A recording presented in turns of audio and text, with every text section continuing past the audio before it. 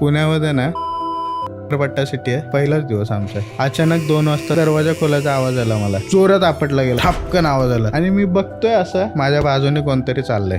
माझे हातपाय हालत नाही. मला बोलायचं, मी ओरडायचा प्रयत्न करतोय, नाही ओरडतोय. अक्षरशः माझा गळा कोणतरी दाबताय असा भास होतोय मला. या कथा मनोरंजनासाठी आहे. काही लोकांचे अनुभव व काही पूर्णपणे काल्पनिकही असू शकतात. त्यामुळे कृपया यांना मनोरंजन म्हणून घ्या. या कथा आपल्या संस्कृतीचा एक भाग आहे. अगदी लहानपणी आजी आजोबांनी सांगितलेल्या गुड गोष्टींसारख्या. आमचा हेतू कोणत्याही प्रकारच्या अंधश्रद्धा किंवा भीती निर्माण करणे नाही. पुण्याची स्टोरी सांगतो जी माझ्यासोबत घडली. मला तर या गोष्टींवर मला या गोष्टीवर विश्वासच नव्हता. अजिबात विश्वास नाही मला. माझ्यासोबत जेव्हा घडली. एक कधीची गोष्ट आहे? आत्ता लेटेस्ट एक जून जुलै 2024 लेटेस्ट एकदम. मला या गोष्टींवर विश्वासच नाही. पुण्यामध्ये मला एक घडली. पुण्यामध्ये ना हडपसरला मोठा सिटी आहे. माझे साईड व्हिजिट चालू असतात कंपनी थ्रू. तर एक सिटी आहे तिकडे. बिल्डिंगचं नाव नाही सांगत मी. तिकडे आम्ही रेंटने राहायचो, भाड्याने. कारण तिथं हॉटेल्स जवळपास नाही. जिथं आम्हाला जायचं होतं ज्या कंपनीत, तिथं आजूबाजूला हॉटेल्स वगैरे नाहीत. तर तिकडचे ओनर लोक काय करतात, हे आउट ऑफ इंडिया राहतात आणि इकडचे रूम्स रेंटने देतात. मग तिथं 3 BHK रूम होता. तर आम्ही तो रेंटने घेतलेला. तर एका रूममध्ये आम्ही राहायचो आणि 2 रूम रिकामे होते. किती लोक होता तुम्ही? 2 जण.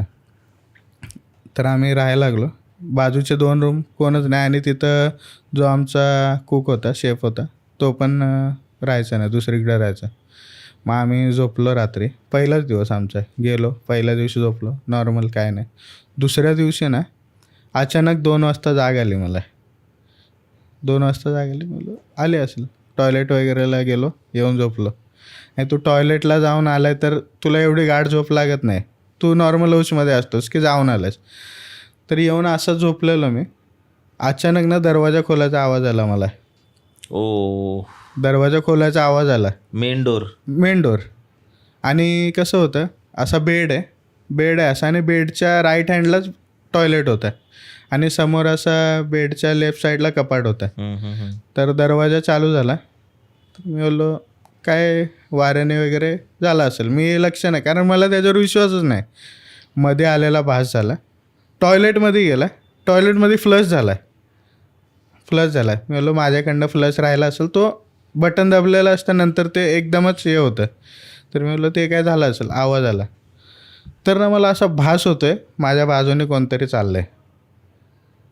पण मी त्या धुंदीतच नाही, कारण मला विश्वास नाही. मग नंतर मला एकदमच भास, थंड असं वारं सुटतं ना, म्हणजे एक वेगळीच असं मला हे होतं आहे. माझे हातपाय हालत नाही. मला बघायचं आहे की कोण चालतं आहे, पण मी बघूच नाही शकत. मी किती असा हात हलवायचा प्रयत्न करतो, हात हालत नाही. मला बोलायचं, मी ओरडायचा प्रयत्न करतो, नाही ओरडता येत.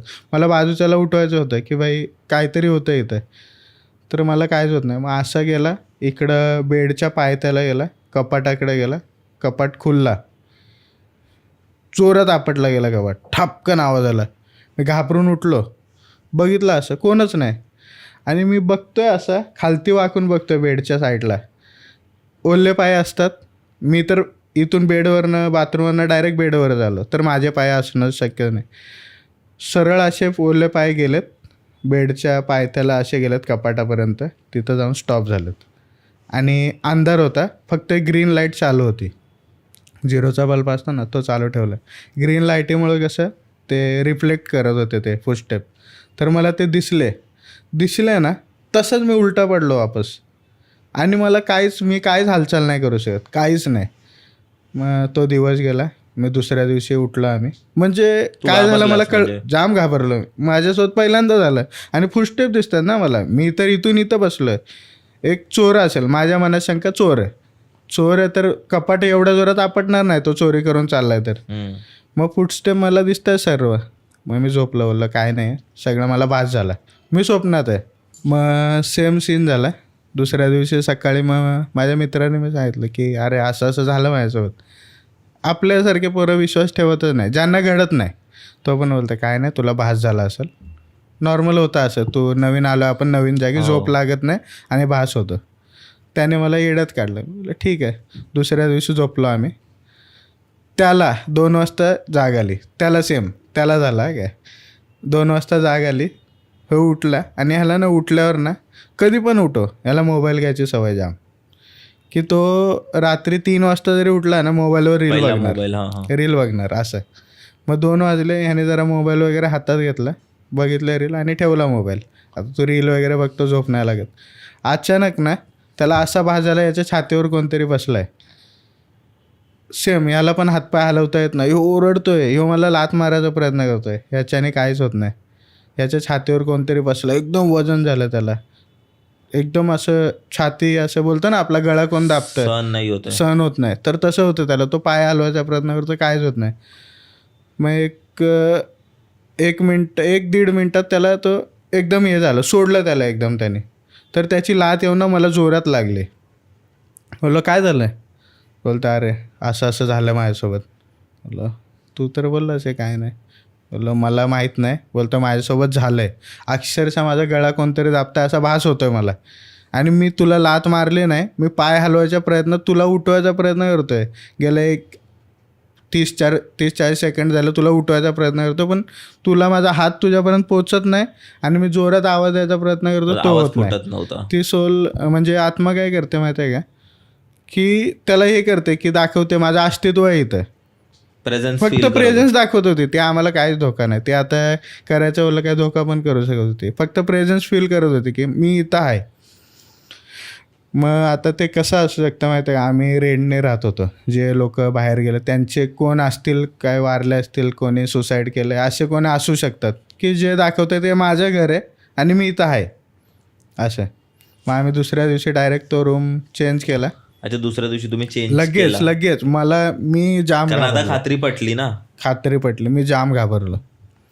आणि याच्या आधी माझ्यासोबत एक किस्सा झाला, तो याच्यानंतर सांगतो. तो पहिला सांगितला पाहिजे, तो नंतर सांगतो आता. मग खात्री पटली आम्हाला, भाई इथं काहीतरी आहे. मी त्या शेफला बोललो इधर क्या है, कुछ सो गडबड आहे. कुछ तो है. अरे कुछ नाही साहब, तुमको ये हुआ. तो घाबरला, त्याला कळलं भाई यांना कळलं झालंय. आणि माझी आता हाँ. माझी नोकरी बोलता झाली. अरे कुछ नहीं है, तुमको सिर्फ हुआ होगा ऐसा. बोलो सच में बताओ क्या है. तर अरे कुछ नहीं है, तुमको मैं दूसरा रूम देता है. तर दुसरा रूम दिला. मग आम्ही 3 दिवसांनी रिटर्न फिरलो. मग आम्ही नेक्स्ट टाईम गेलो, त्याला बोला आम्हाला तो रूम पाहिजे. मुद्दाम बोललो मी, मला बघायचं होतं तो देतोय का नाही, कारण आमच्यासोबत घडलं आहे. तर त्याला वाटलं ना की वापस ह्याच्यासोबत घडायला नको. तोला नाही वो रूम नाही देगा, तो मेरे वही रूम चाहिए, तर नाही दे सकता, उधर है ऑलरेडी. तरी मी बोललो ठीक आहे ना. मग दुसऱ्या रूममध्ये त्याने आम्हाला दिलं.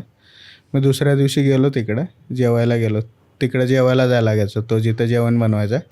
जेवायला गेलो, त्याला बोललो रूम तो खाली आहे. तर बोलते नहीं वो साहब लोग अभी ये किया है, चेकआउट किया है, तो खाली नाही, अभी दूसरा लोग आने वाला आहे. तर अक्षरशः त्याने त्या रूमला लॉक लावून ठेवलेला बाहेरनं.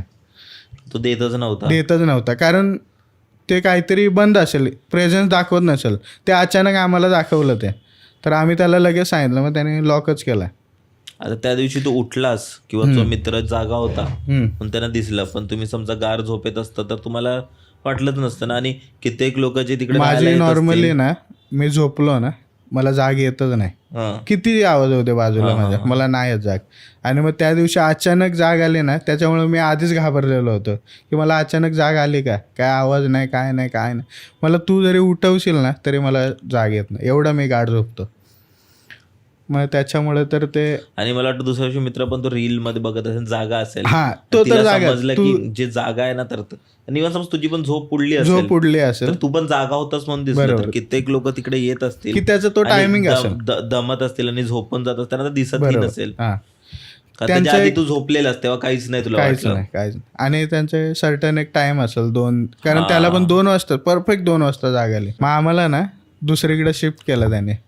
मग दुसरीकडं एक दुसऱ्या पार्टीचा पोरगा आलेला आमच्यासोबत काम करायसाठी. मग त्या आम्ही काय एका रूममध्ये 3 राहायचं नव्हतं, मग 2 राहिलो आणि त्याला एक वेगळा रूम दिला. तर तो रूम कसा होता, एकदम स्पेशियस होता, एकदम मास्टर बेडरूम 1 BHK होता, पण लय स्पेशियस होता की आपण 7-8 जण पण झोपणार असे, एकदम मोकळे, एवढा स्पेशियस होता. बाल्कनी होती, सर्व होतं. आता तो एकटा झोपला, आम्ही इथं. आणि आम्हाला कसं साईडवर गेलो ना दिवसभर थकतो आम्ही, AC एकदम चिल करून झोपायची सवय. 16वर AC, एकदम अंथरूण वगैरे घेऊन झोपायची सवय. त्याने पण 16वर AC केलेला. अचानक ना त्याने येऊन दरवाजा ठोकला आमचा. एकदम दरवाजा ठोकला, जोरजोरात ठोकतोय. आम्ही घाबरलो कारण आमच्यासोबत आधीच सीन झाला आहे. बोललो हे कोण दरवाजा ठोकतं, आम्ही खोलला नाही दरवाजा. आम्ही बोललो इथं पण असंच काय सीन आहे का. मग नंतर तो बोलला त्याने आवाज दिला, खोलला दरवाजा. तो बोलता अरे बोलतो पूर्ण भिजला तो. 16वर AC आम्ही जाऊन बघितला, नंतर बघितल्याची गोष्ट. 16वर AC आहे. पूर्ण त्याचा शर्ट अक्षरशः घामाने भिजतो ना आपण असे डॉट डॉट डॉट, पूर्ण घामाने भिजलाय. केस असे आपण हेल्मेट काढल्यावर केस भिजलेले आहेत तसे पूर्ण केस भिजलेले आहेत. काय झालं तर भाई तिथं लहान मुलं खेळत आहेत, त्यांना त्याची आई ओरडते, हे आवाज येत आहेत मला रात्रीच्या वेळी? रात्री 2-3च्या दरम्यान सेम त्या रूममधून? त्या रूममधनं. तो झोपलाय त्याच रूममध्ये, त्याला अचानक आवाज येत आहेत. ते आई ओरडते लहान बाळांना, ते एकमेकांना भांडतायत, असे चिलबिल चिलबिल नुसता आवाज. कधी कुत्रा भुकायचा आवाज येतोय, म्हणजे सगळे आवाज मिक्स येत आहेत. त्याला कळत नाही की नक्की काय होतंय, पण भरपूर आवाज येतात त्याला. एक 10-12 लोकांचे आवाज येतात, असा आवाज. तो घाबरून आला, आम्हाला सांगतो असं असं झालं.